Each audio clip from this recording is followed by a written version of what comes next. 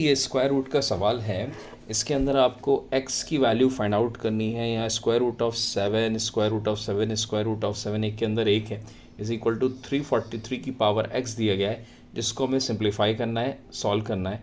तो हम चलिए इसको स्टार्ट करते हैं। सबसे पहले जो हमारे सामने जो हम जानते हैं कि x की पावर, ठीक है, स्क्वायर रूट ऑफ कोई भी स्क्वायर रूट ए होता है वो a की पावर 1/2 होती है। ठीक है भाई, तो ये ध्यान रखिएगा। तो सबसे पहले हमने क्या किया है, यहाँ पर सबसे पहले हमने स्क्वायर रूट ऑफ लिखा 7, स्क्वायर रूट ऑफ 7 इंटू ये जो पार्ट दिख रहा है आपको, दिस पार्ट, ठीक है, इस पार्ट को हम 7 की पावर 1/2 लिखने वाले हैं, and that is equal to 343 की पावर x। इसको एज इट इज लिखने चलने दीजिए। अब अगला जो फॉर्मूला है, नेक्स्ट फॉर्मूला जो रहेगा हमारे सामने, वो a की पावर m इंटू ए की power n is equal to a की power m plus n exponent का फॉर्मूला है। तो यहाँ ये 1 हो गया और ये 1/2 हो गया, तो ये दोनों ऐड हो जाएंगे, 1 प्लस 1/2 इज 3/2 हो जाएगा। तो 7 की पावर 3/2 हो जाना चाहिए।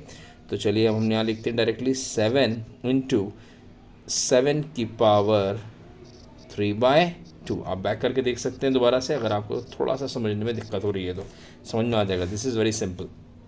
इसके बाद हम नेक्स्ट स्टेप में क्या होगा भाई, 7 इंटू, क्योंकि यहाँ पर ये साफ साफ नज़र आ रहा है ये स्क्वायर रूट है, ठीक है भाई, तो ये इसका मतलब क्या हो गया, 7 की पावर ये 3/2 है, और ये जो स्क्वायर रूट है ये पावर 1/2 हो जाएगा। जब ये पावर 1/2 हो जाएगा तो हम इसको क्या लिख सकते हैं, 7 की पावर 3/2 की power 1/2, and that is equal to 343 की पावर x।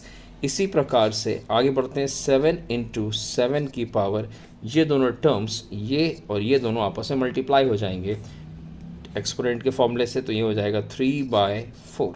ठीक है भाई। इसके बाद अगला स्टेप में ये पावर 1 है, तो ये 1 और ये 3/4 ये दोनों ऐड हो जाएंगे, then you will get what, 7/4। तो चलिए आपको समझ में आ गया होगा। तो हम यहाँ डायरेक्टली लिखने वाले हैं, that is equal to square root of 7 की पावर 7/4 इज इक्वल टू 343 की पावर x। यस और नो, 343 की पावर x। इसके बाद हमें क्या करना है भाई, इसके बाद हमने 7 की पावर 7/4 की होल पावर, जैसा कि हम जानते हैं ये स्क्वायर रूट का टर्म है, ये पावर में जाके 1/2 हो जाएगा, तो बस यहाँ पर 1/2 डाल दीजिए, इज इक्वल टू 343 की पावर x। तो यहाँ हो गया 7 की पावर 7/8 हो गया। अब जाहिर सी बात है यहाँ पर ये जो बेस है ये 7 है, तो 343 को आप क्या लिख सकते हैं, क्या 7 के बेस में लिख सकते हैं। अगर आप 7 की पावर 3 मतलब 7 को 3 बार मल्टीप्लाई करेंगे तो ये इसकी वैल्यू 343 आएगी। तो इसकी जगह पर आप 7 की पावर 3 लिख सकते हैं।